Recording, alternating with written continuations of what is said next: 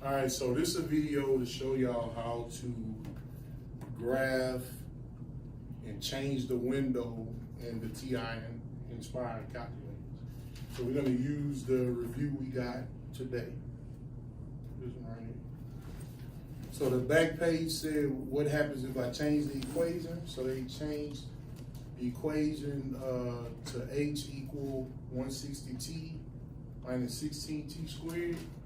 Y'all know anytime I'm graphing, I need to go to the graphing icon, which is the second icon at the bottom. And we're gonna type it in. I know f1 of x is in function notation as the y value. In this case, the y value represents the height, h. So we know that's the same thing as just h equals. So we just type in what we got. So it was 160 minus 16, and it was t squared, but I know t is representing the x value, so it's x squared. And we hit enter. Tab. So it was 160x. All right. And so I know it's supposed to be, from what we talked about today, that parabola that opens downward. When we talked about is the fireworks, and it's supposed to go up in the air and come back down. So this graph doesn't work because the window is messed up. But if I look at the problem that we had today, the x values went from 0 to 5, right? Well, if I look at the actual x-axis, it went all the way to look like 7 on the x-axis, the actual tick marks on the graph. So I can actually come and change what my x values are. And I do that by going to menu and going to window, because I want to change my window settings. And window, and right at the top, it says window settings. So we have this right here. So we can for sure say our minimum value for my x and my maximum value for x, I can use these same values starting off. So on the x axis, it looks like it goes from -1, because they have a little piece of the negative x axis on there, and it goes to about 7.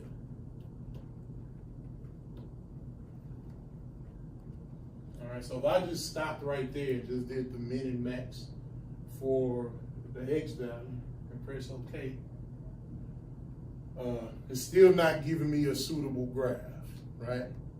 But I see that it's going from 0 to 7 on the x-axis, or -1 to 7. All right. So when it's still not giving you a suitable graph and you've changed the domain to something that you want, we could do something called zoom fit. I do zoom fit by doing menu and still going to window zoom, but instead of going to the window settings, we choose the zoom features, and at the bottom we see zoom fit. So if I choose zoom fit, now I'm seeing, oh, there go that parabola.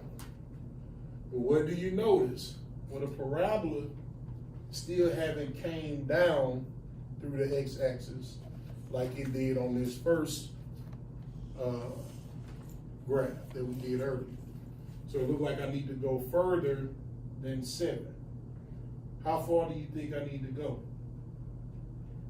It went from 0, and it reached its maximum somewhere before 7, and it's starting to come down at 7. So we need something a little bit bigger than 7. What you want to, like 8? Well, if I'm at 8, well, 9. So let's try 9. If I did menu and I go to window, and this time I'm trying to change the settings. Instead of doing 7, if I did 9, let's look at 9 and hit OK. Have I crossed the x-axis yet? I have? No, you gotta zoom out. Well, remember, we're doing the zoom features for the graph. We already did zoom fit, and we're trying to fit it into the graph. So if I zoom out, I'm changing a lot of the stuff that we already put in place.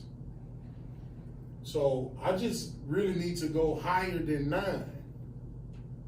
Where do you think I need to go?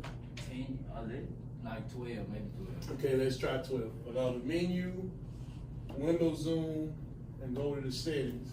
And now instead of 9, I hit 12. Now I see, boom, it went through. See that? So now we got a graph that looked like what we had on this page right here. All right, so once I get this, then I can get everything that we talked about, the x-intercepts, y-intercepts, mins and maxes and stuff like that by doing the trace feature. Y'all remember the trace feature in the calculator? I go to menu and trace. And it's just gonna be a graph trace. We're gonna trace everything. So it's just starting at some point. If I just move the cursor, so on the calculator, we move the left, right. So look, if I move,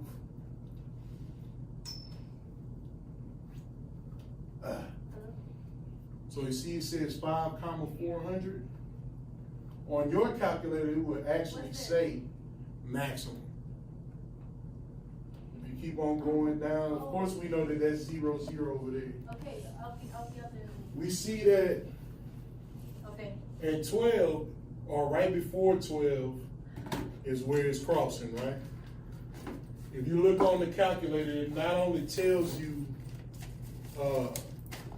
the lowest value and the highest value in the x-axis, it also tells you how it's moving.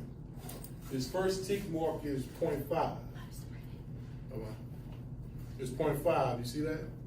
So that means that each tick mark is moving by 0.5. So if this is 12, to find this, all I need to do is go back 0.5 each time, right? So 11. So this is 12, that's got to be 11.5, 11, And that's 10. and 10.5, right? So I can actually type in 10.5. Or actually when 10.5 is right here, so it looks like it's at 10. So I do 10, it'll take me to that 0 right there. See that?